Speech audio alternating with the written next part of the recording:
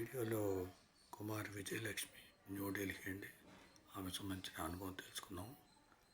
ఆమె శ్రీ సాయిలీలామృతం ఆంగ్లం పారాయణ చేస్తే ఆమె సమస్యలు తొలగి మనశ్శాంతి లభించింది.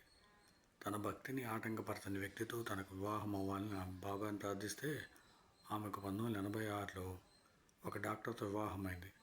అతడు ఆర్య సమాజానికి చెందడం వలన అతనికి మూర్తి పూజలో నమ్మకం లేదు. ఆమె తృప్తి కోసం బాబాకు అగరొత్తి కూడా పెట్టినా ఓంకారం ఒక్కటే ధ్యానించదగిందనేవాడు.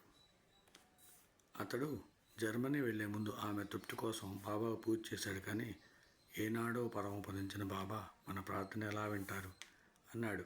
2 రోజుల తర్వాత అతడు ఆసుపత్రిలో పడుకొని ఉండగా కలలో గాఢాంధకారం కనిపించి అందులో ఒక చిత్రమైన కాంతిగోళము, దాని మధ్య వెన్నెల్లా మెరిసిపోయే కఫ్ని ధరించి బాబా కనిపించి చేయెత్తి ఆశీర్వదించారు.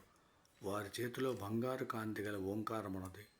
దాని నుండి వెలుగు అతనిపై పడింది. వెంటనే బాబా కన్నులు మూసుకొని ధ్యానస్థులయ్యారు.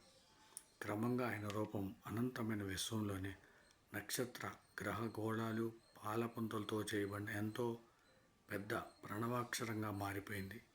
వెంటనే అతడు ఇంటికి వచ్చి ఆనంద బాష్పాలు రాలుస్తూ ఆమెకు చెప్పాడు, సాయియే ప్రణవం. ఓం సమ సద్గురు సాయినాథ్ మహారాజ్కి జయ. ఓం సమ సద్గురు భరద్వాజ్ మహారాజ్కి జయ.